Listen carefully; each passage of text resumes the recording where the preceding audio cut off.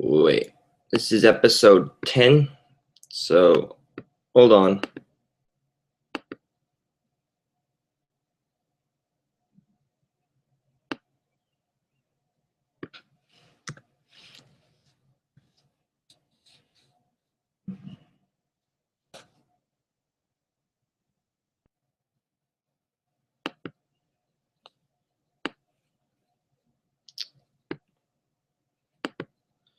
Okay, I'm not sure if this is episode 9 or episode 10, but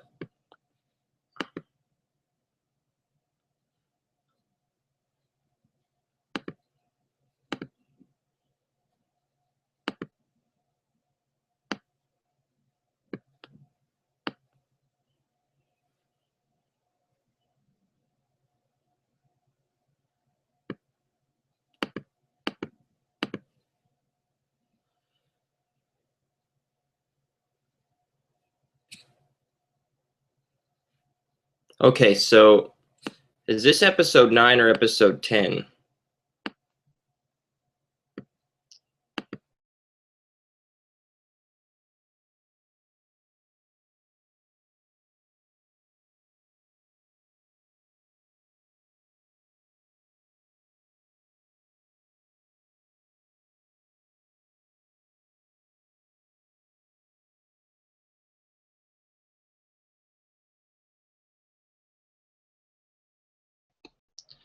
All right, so this is supposed to say the War Room episode 9. I edited that, and I don't know why it's not.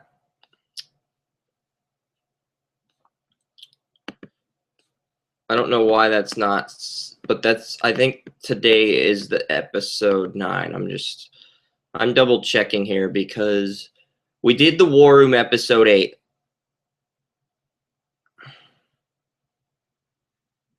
Wow, we got 8 people to comment on our MLB Draft live results. Wow. 8 people commented on that. I haven't read the comments because the people that comment are like trolls. You just fuck them. No, just ignore them. Have a good laugh. Look at them. Just don't fly back. So yesterday I had a meeting with Margaret, a phone meeting about some business stuff. That's why I wasn't able to make it yesterday. And I thought that was originally going to be at 11:30 a.m., but it was at 1:30, and the call was late, so that got pushed back. So that's why we didn't do a show for yesterday. So I'm trying to think here. If we did an episode of the War Room, if we did 10 through 14, with the NHL and NBA draft being next week, we're probably only going to do, I don't know how many shows we do. I think I want to wrap it up at 16 because as much as we enjoy doing this, we're not really sure where we're going to go, and I need to do a lot more coding with my site, and the numbers have dropped significantly. So if we can't get that back up to the point where it was at 100 or 170, then I might not do this for a while because I've got too much other things I need to do as well. So we'll go over some NHL draft prospects, try to get through as many as possible by 1 p.m. today. And we'll start with Kyle Connor.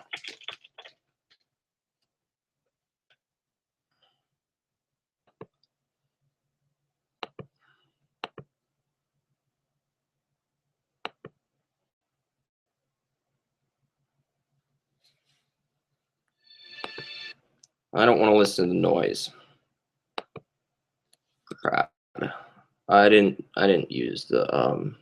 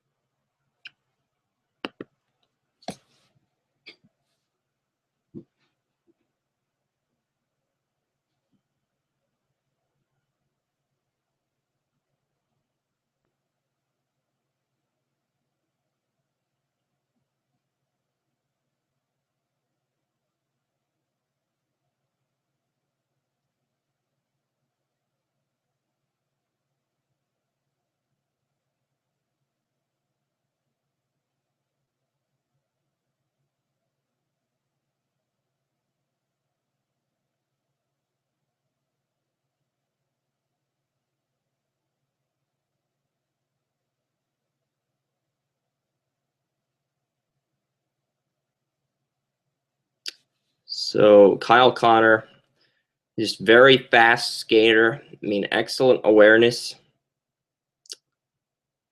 I think this guy is ready to play in the NHL right now, but he's going to Michigan. And the fact that he's going to Michigan means he's going to be, I don't know how long he'll be there, because Dylan Larkin's on the Michigan Wolverines right now. And he's going to be on that second line behind Dylan Larkin. But we don't know where they're going to be at. And Michigan's going to be stronger next year because they'll have Dylan Larkin in his sophomore year. They'll have this guy will be a freshman. Zach Werenski will be a sophomore. So that Michigan team is going to be a lot stronger next year, even though they lost the title to Minnesota. But like you see good offensive awareness, you see good stick handling, deking, you see a very fast skater. I mean, Kyle Connor has so many outstanding qualities. Wrist shot accuracy, slap shot accuracy, offensive awareness. I mean, you see a pretty complete center. Just like Matthew Barzal, Strome, McDavid. This is another pretty complete center. But he's going to Michigan. Instead of, like, if this guy were playing in the CHL and he did this, there is no question he would be a top 10, maybe even a top 5 pick because of everything he's doing. And when you see the tape, you see a guy with top 10 talent, with top 10 ability. I mean, he had a hat trick against Team USA in an exhibition game. So I think Kyle Connor is one of the most underrated players in this year's draft. And he might take a while to come up, but when this guy comes up, you're getting a rock star. No doubt.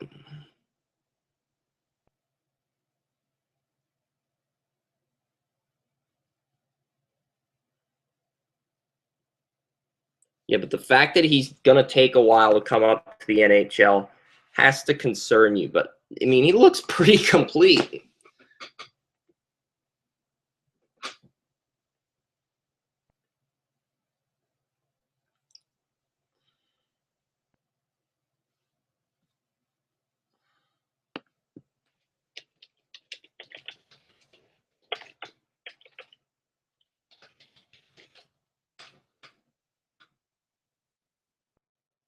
We'll watch some of Evgeny Svechnikov.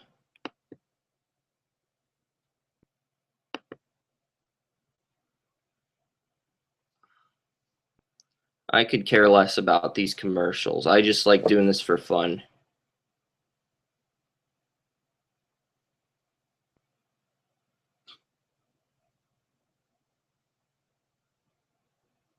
Now, Evgeny Svechnikov is from Russia, so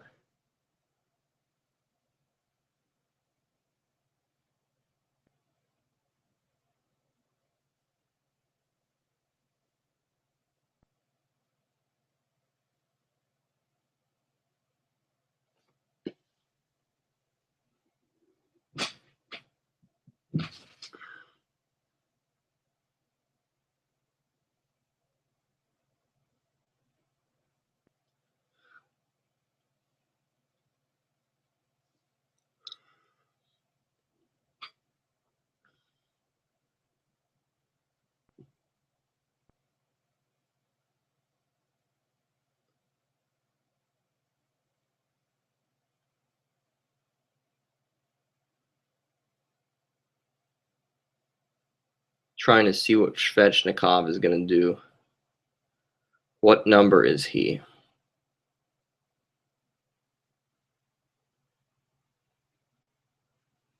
$17.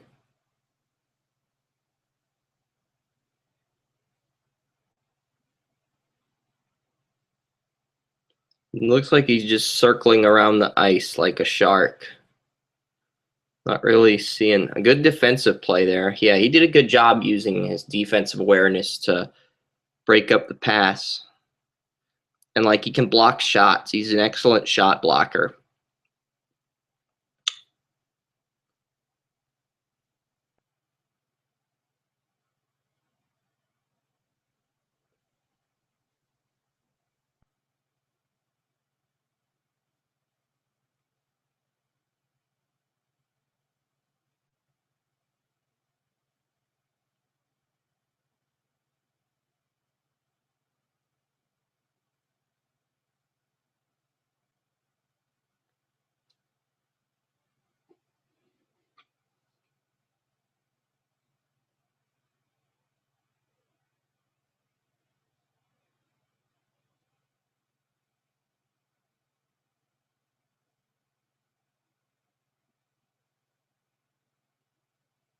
Good slap shot power and slap shot accuracy, but the goalie anticipated that and reacted to it.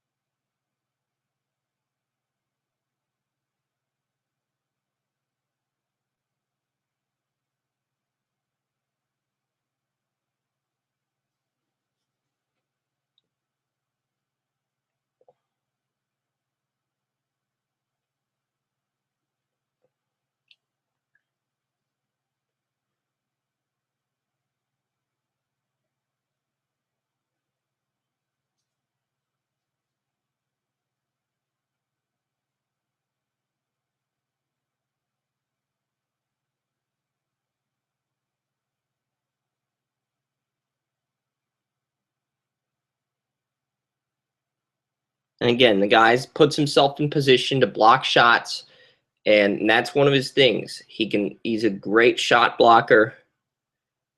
I mean, I would like to see. I mean, he's done a good job passing it. There are a few other things I'd like to see him do. There, he does a nice job passing it, setting it up.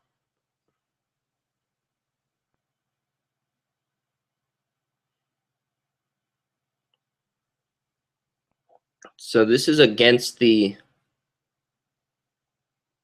Charlottetown Islanders, who have Philippe Chalak and Daniel Sprong. Now, we're going to watch tape of those guys later.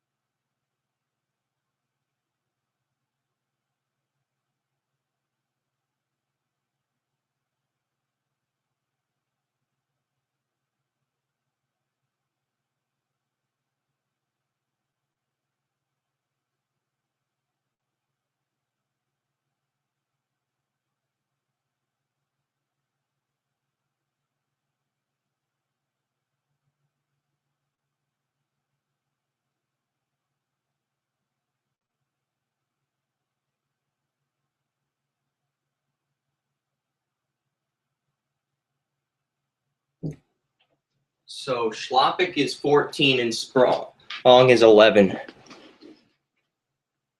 I was just double checking that. So, because I think we saw Charlottetown, I think we saw him stop Schlappick and Sprong on a shift earlier in the game. So he's defended against those guys and has played well. So, and you just pop in this one game of tape, and that's something we can look for is number 14 and number 11 in the white jerseys, because those are two guys we're trying to evaluate as well. And now you know that those guys have the versatility to play on the wing. So it's 3-1 now.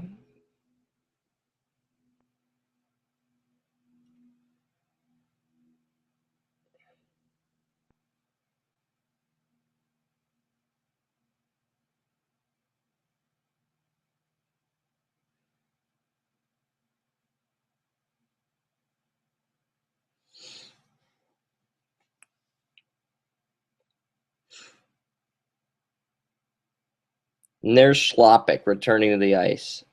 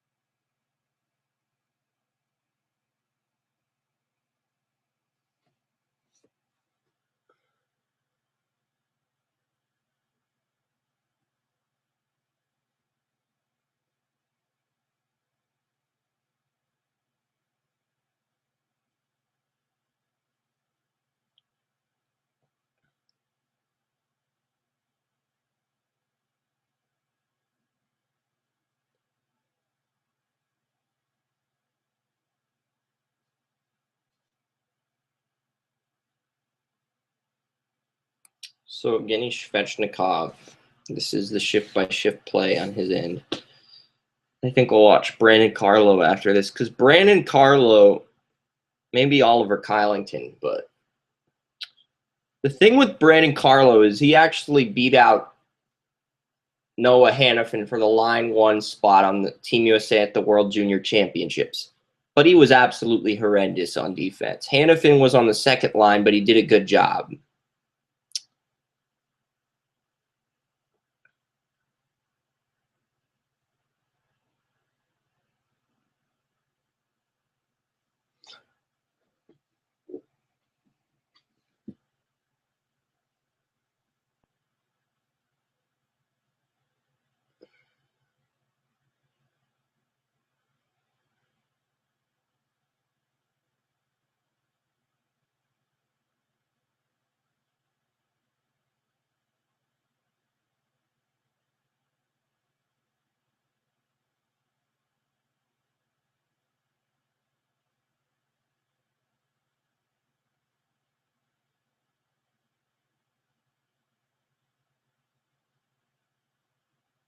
Svechnikov just scored there. And there's really no way to stop this team. Most of his goals came against the line where he didn't face Shalopik. He didn't face Sprong. He didn't face quality competition. So I'm kind of looking at that and saying, well, because it's hard to keep track of exactly what guys he's going up against. I don't think he's going up against that line. I really don't. I think they're saving that line shift for a line after this. That way both teams have a better chance of scoring.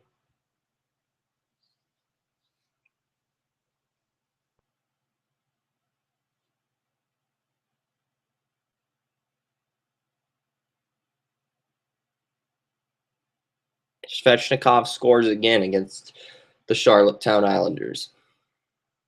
It's 6-2. And we're seeing some good stuff here. Schlopik, he breaks up a pass.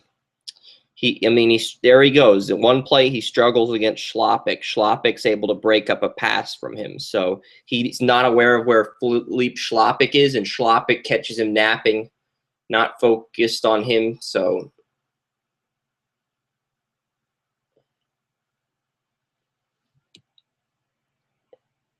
now Schlopik has the puck. And Svechnikov's covering another man.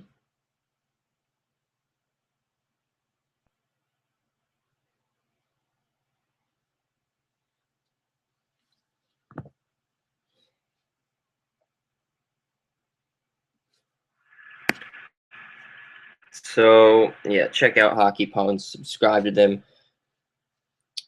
We figured out Evgeny Svechnikov has some flaws in his game. But at the same time, he looked very good on tape.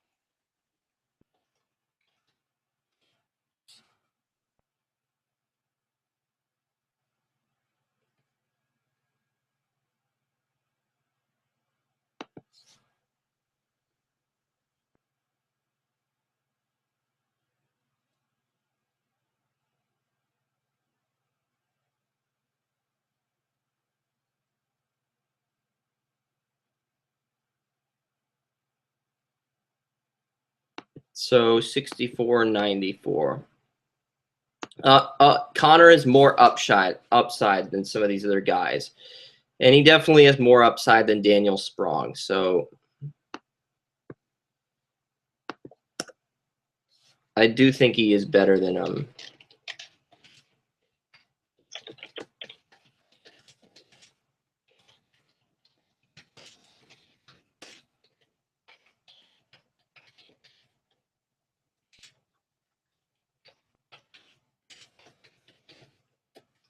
And Kyle Connor simply has too much to offer at this point,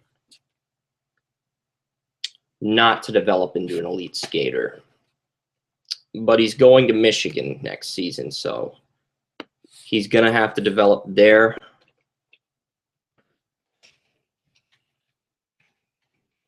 So I moved Lawson Krause down to number 11 on my draft board. But I do think Lawson Krause will end up going in the top 5, and he'll end up being a huge bust.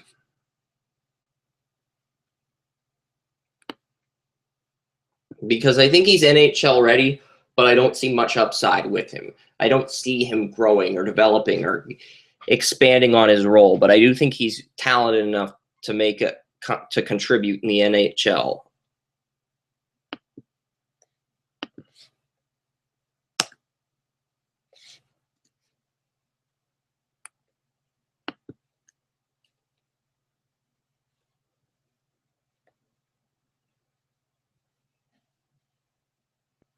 So Evgeny Svechnikov, we're going to move him up as well to number 13.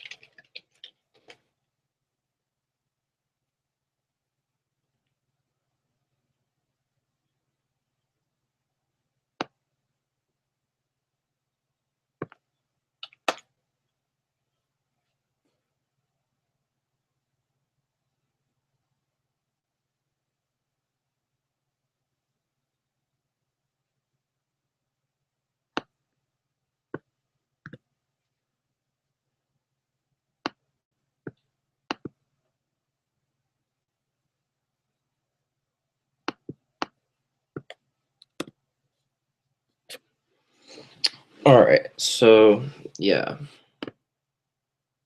that works perfectly.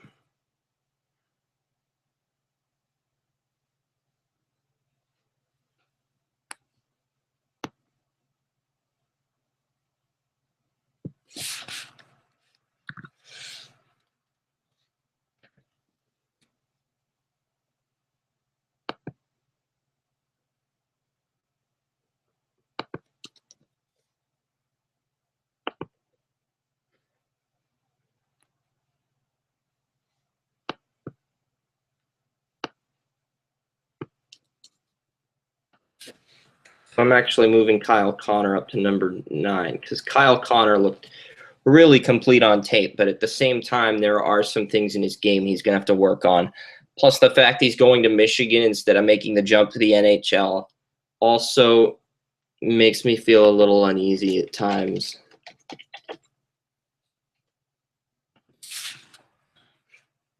I've moved Evgeny Svechnikov ahead of Pavel Zacha on my board, but I do think Zacha is going to end up going ahead of him simply because he has that ability to play center, win faceoffs, and he provides some things.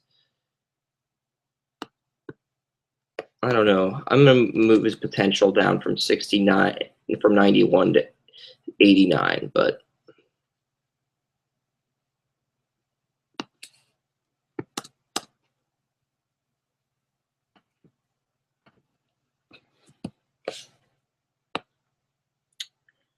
so Evgeny Svechnikov's actually 13th on our final board, and I have Lawson Krause at 11. So we might not be able to get through all the players we want to watch today.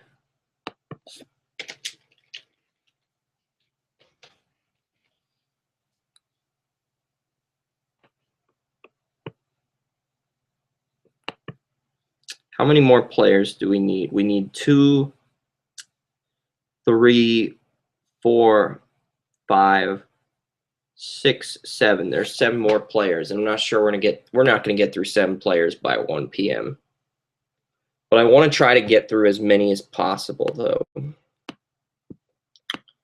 But we'll see where we're at, and we'll see where we can go with this. No, we're not really in a hurry to code all this at once. Let's just get to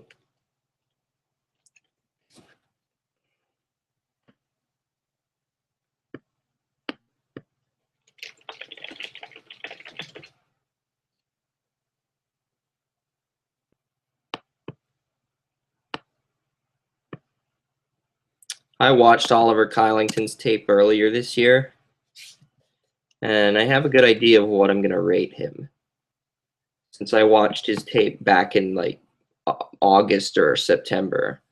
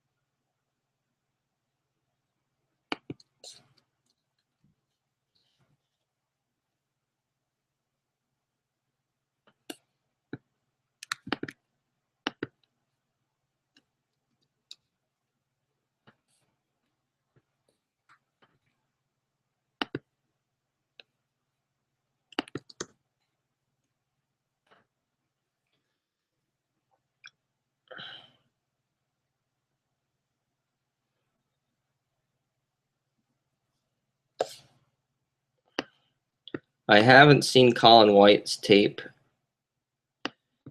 so we're going to watch this quick tape because I've seen most of Kylington's tape, and this is just one of those things where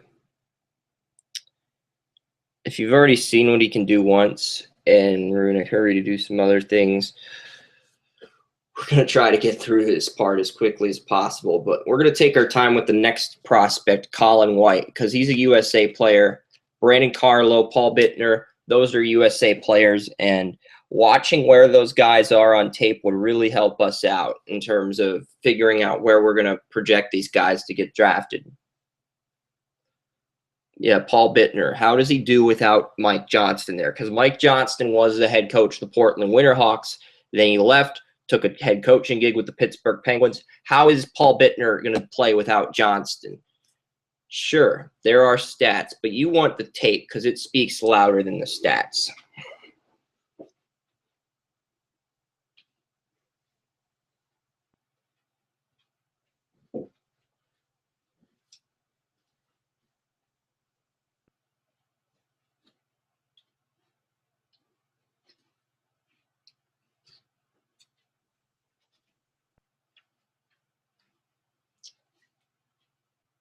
So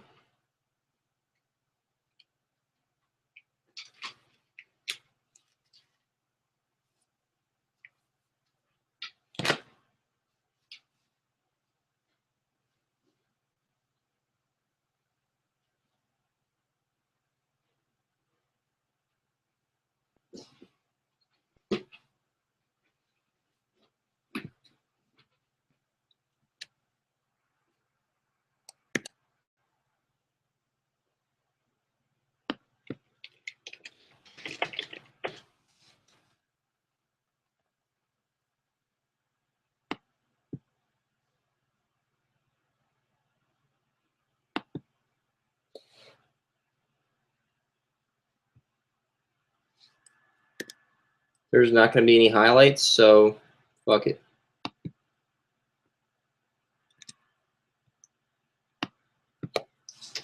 Um,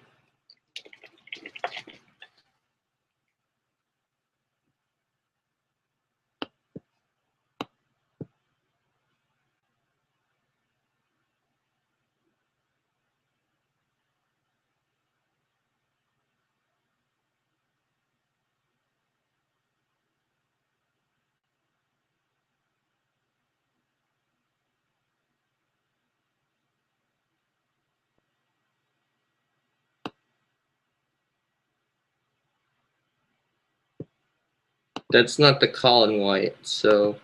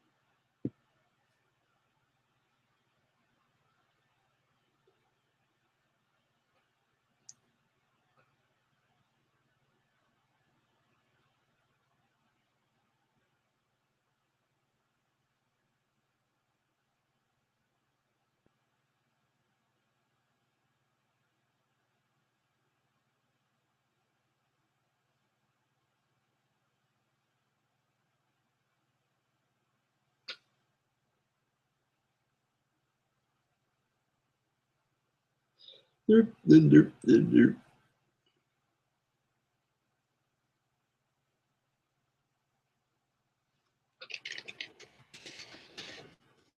Paul Bittner is the next player. So Paul Bittner, Brandon Carlo, Joel Eriksson Ek, Gabriel Carlson, and Philippe Chalak. Now, we don't have to watch the Ek, Eriksson, Carlson, or Philippe Chalak yet, but we do need to watch the we should watch Bittner and Carlo because I am going to do a scouting report on them. You know what? We're going to watch all these guys. There's only 5 of them left, so 3, 24, 25, 26, 29, and 30. First 23 players, we've got write-ups on those players. And then after that, the goal will be,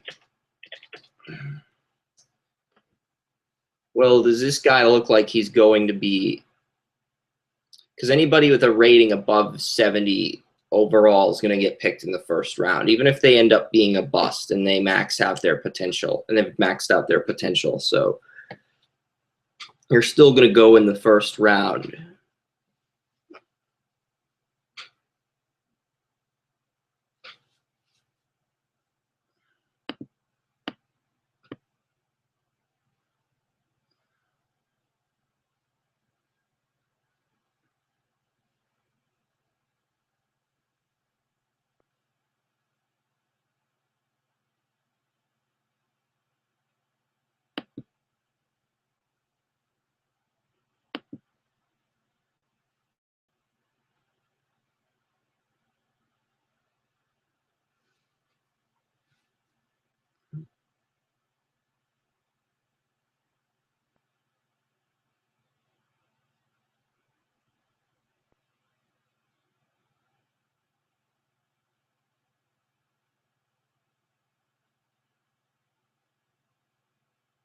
Good slap shot there.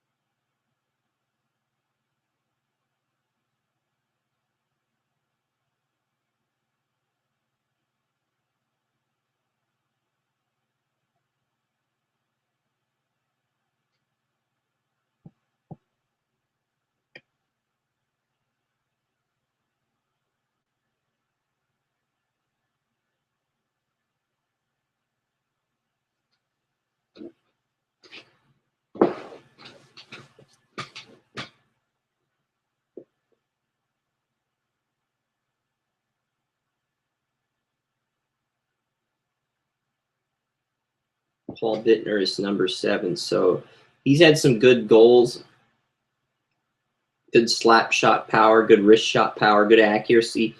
He definitely has all the projections of a sniper.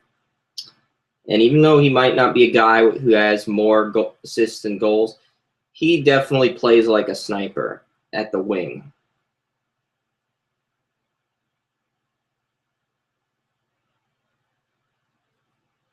And it looks like he's lined up at right wing on a few of these plays.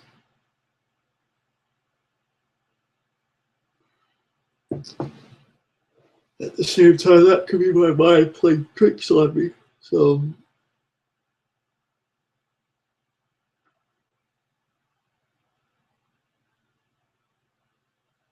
So he's versatile enough to adapt to right wing if you need him to. No, it doesn't say that on his profile card. But he does look like a pretty good goal-scoring left wing.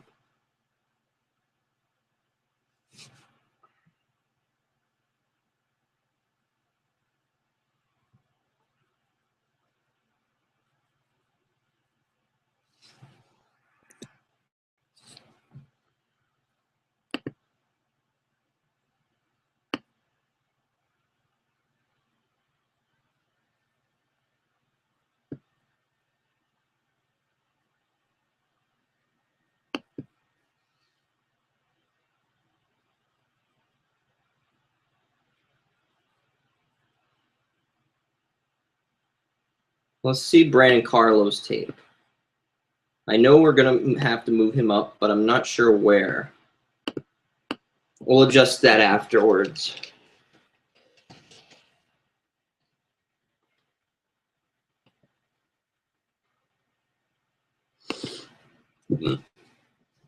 I know what I'm going to rate Brandon Carlo.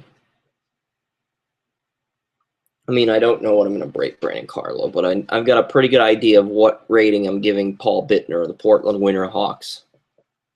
And he'll probably move into my top 20. And I know a lot of draft services have mixed reviews on Paul Bittner, but I think he's a top 20 talent. Like, I've seen him listed as high. Wow, most scouting services actually have Paul Bittner as the 17th best player in the draft. Consensus 17th best player. So, yeah, I have him ranked way too low in that mid-20s range.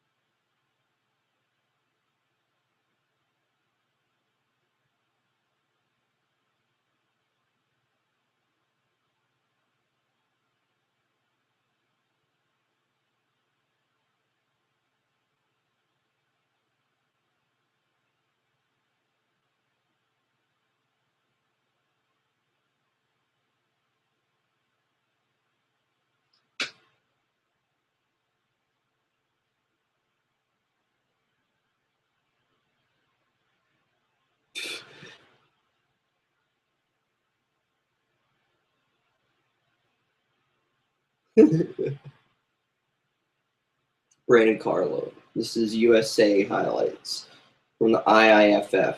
I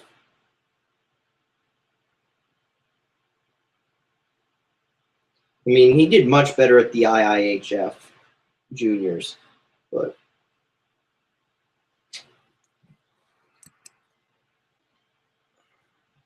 I thought we were going to get Brandon Carlo Tri-City.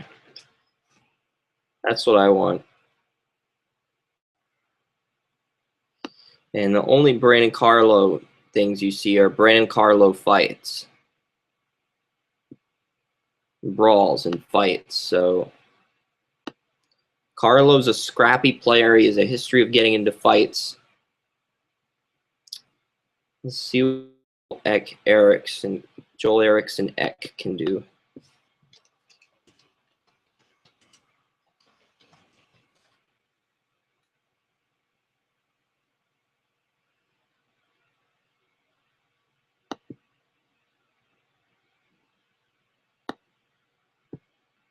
I have a feeling this is Sweden rather than Farjestad's BK. Yep.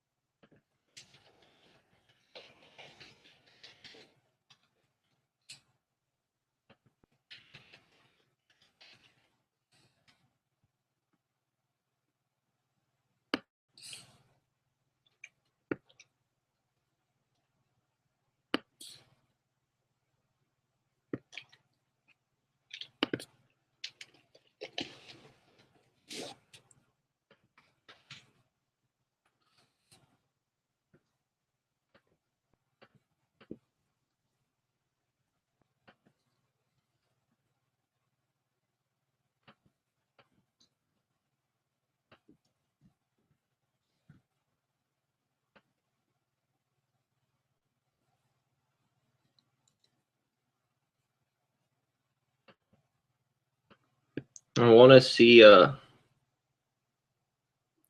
the World Junior Championship.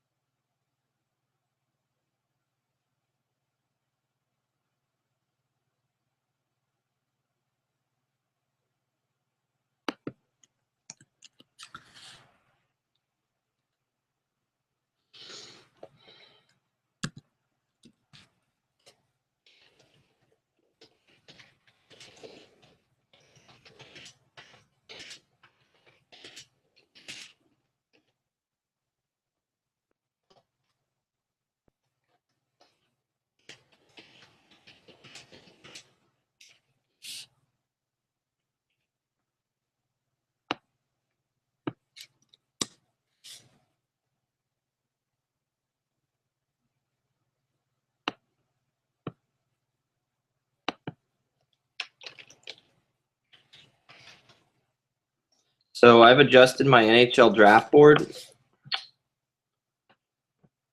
I put some ratings in, and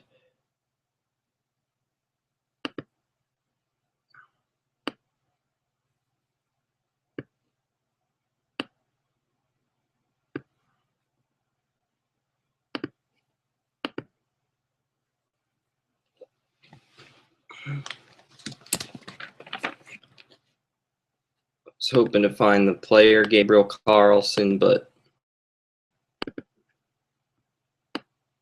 I couldn't find all the data I wanted. And guess what? I'm going to players and see anybody we want to move up into this board, because I've watched our data, and I think at a certain point you have to look at this from a numbers game perspective and adjust your board depending on what you see. Because if you see a bunch of players that look like future busts, well, guess what?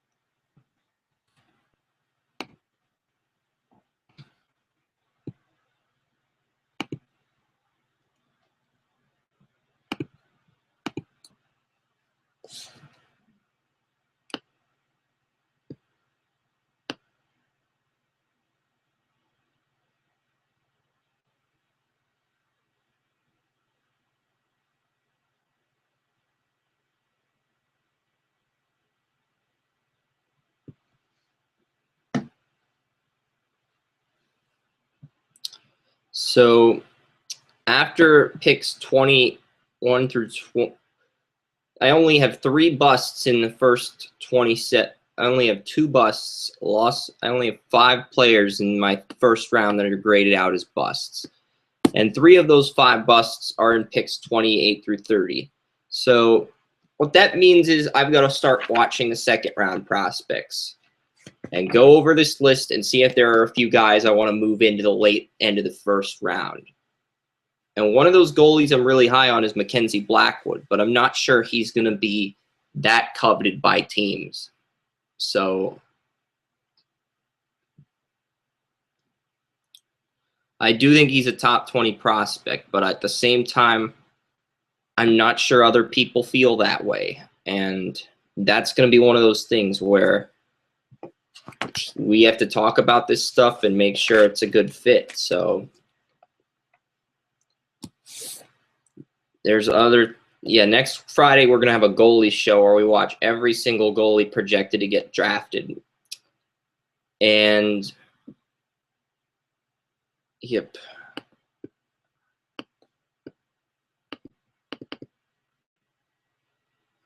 Whoops. No.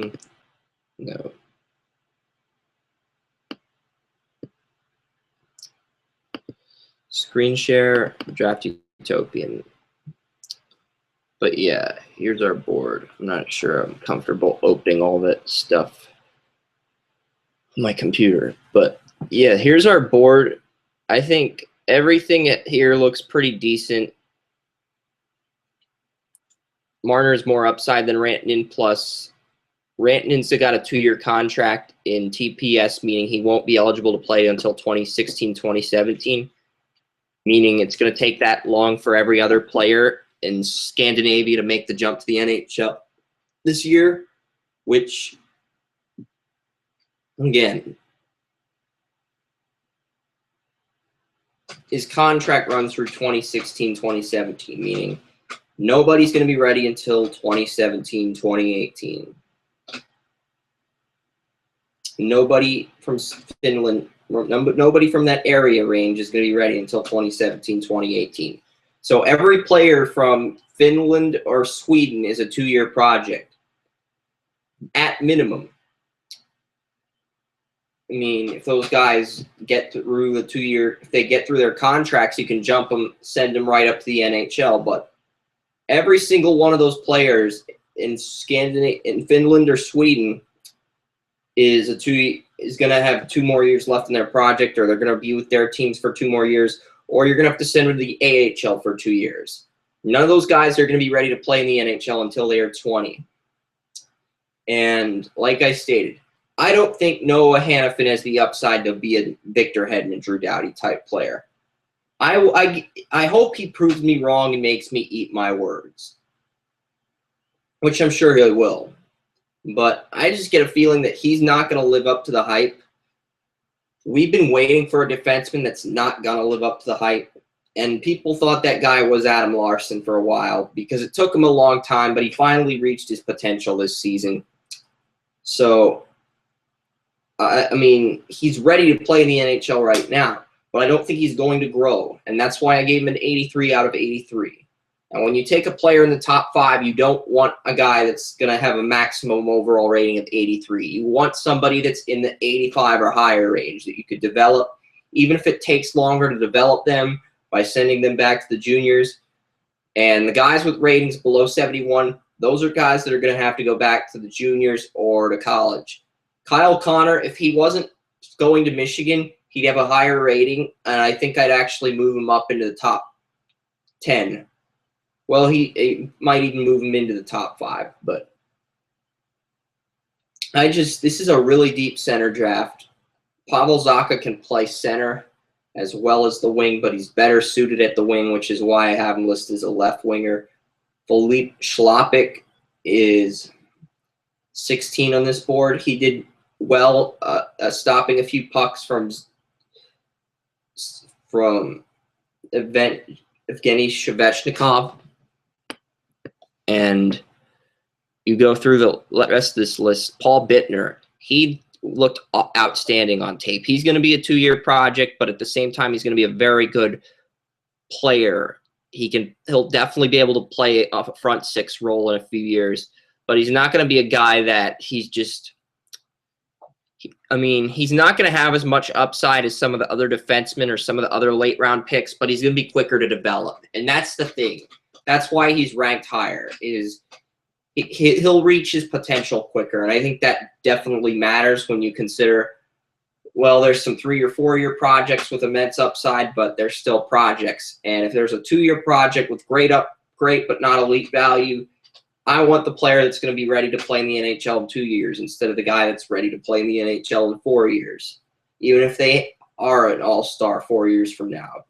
I want to know what's going to help my team win quicker. Every GM asks that question.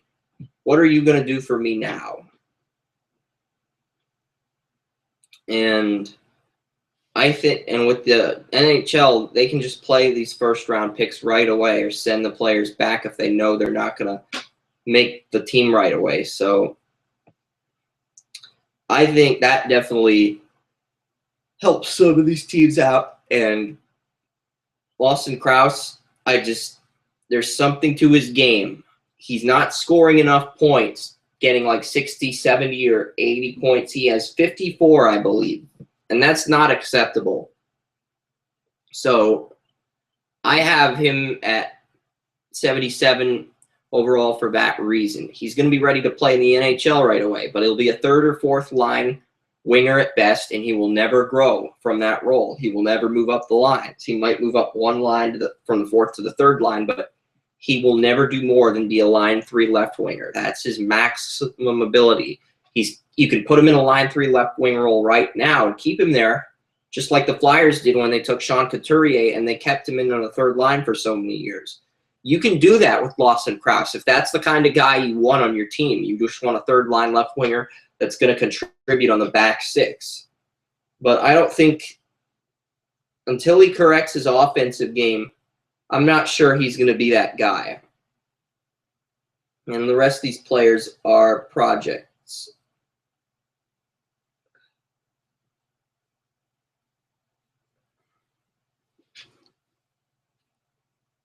Okay. It's 57 out of 87. We need to fix that. Jansen Harkins should be lower. So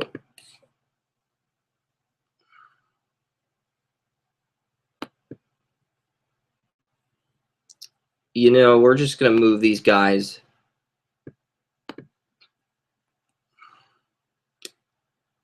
I really don't like the idea of moving Harkins' rating up. So we'll just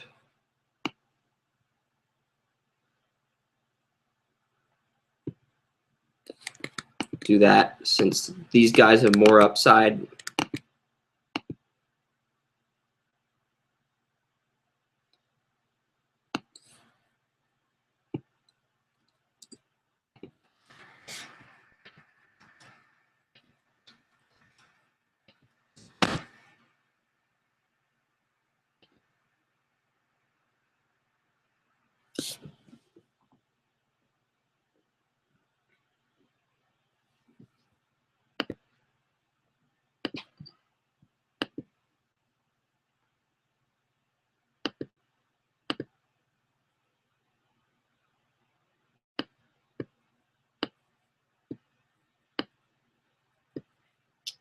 So we're adjusting that because that's a terrible decision.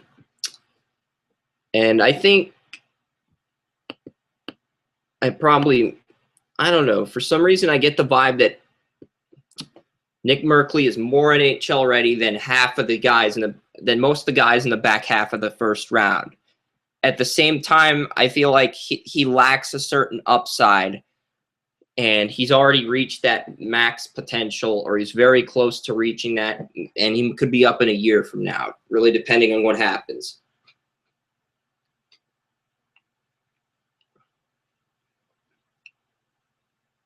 Jansen Harkins looks like a 3-year project, so a lot of these guys are 3-year developmental projects. You're going to have to keep them in the juniors, keep them in college, make sure they're making good choices, and they'll have a good future if you can do that. But I'm going to see guys like Noah Juleson, guys like Mackenzie Blackwood, see if they're worthy of these final 3 spots, because these guys are going to get knocked out of our first round. Because you don't take guys with minimum ratings below 71 and maximum ratings below 85 and put them on your first round of your draft board with all the prospects. So we'll watch some tape on some other guys and see what those individuals can do. Because I had to modify this. I actually moved Pylon down to the 2nd round in our last mock.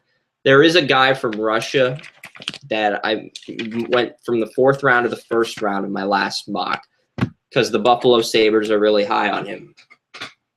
So I'm going to have to watch tape on that guy to see what he does, see what some of these other skaters do. But that's basically what we got planned. I mean, a lot of these players are project-type players because you see there's limits to certain aspects of their game. And Kyle Connor is one of those guys that could be a star.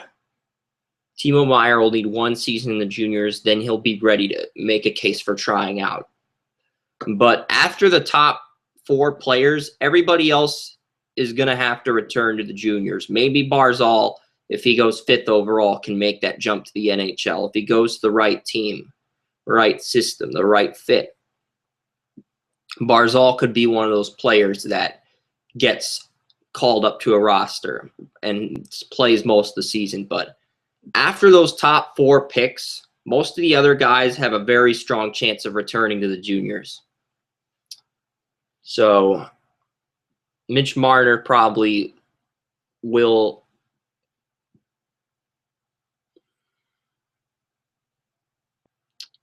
Yeah, so Barzal's at 5, Marner is at 6.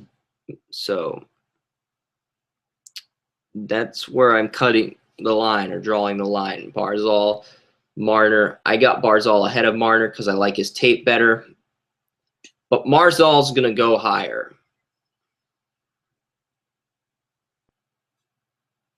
You know what? Just to make this fair, I'm going to bump Marner up to a 96 overall.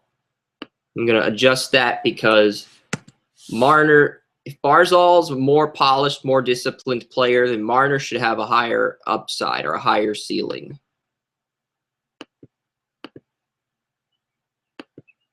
Because Marner is ranked higher on boards. So Marner will have a higher potential rating, but I think when I watch Matthew Barzal's tape, I think he's more ready for the NHL because Marner, he failed to catch a pass with his stick. He failed to execute a slap shot or wrist shot properly when I saw his tape on one of the first episodes of the War Room. And that rubbed me the wrong way. So I'm not comfortable taking a guy like that in the top 5, but I will put him ahead of Barzal here because Barzal,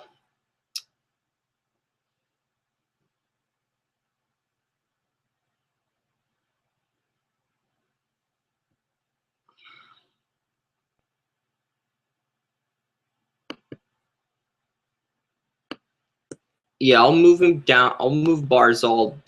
Yeah, because Barzal there's more upside with Barzal. And I think he's closer to developing. The knee is injured, and I'm really sold on Matthew Barzal and what he can do. But that's my board. There's the code to my draft board, and we're going to add some other players. We're going to add 3 more players and make this our first round board. So that's it for today's edition of the War Room.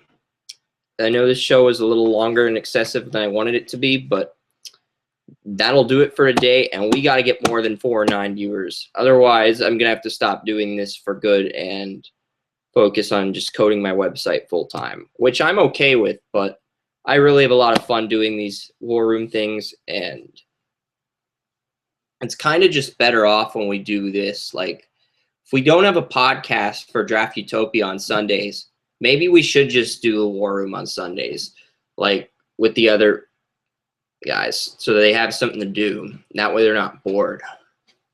I might set that up. All right. So we might, in the fall, we might set that up. All right. So this is Chris Ransom's exiting the war room.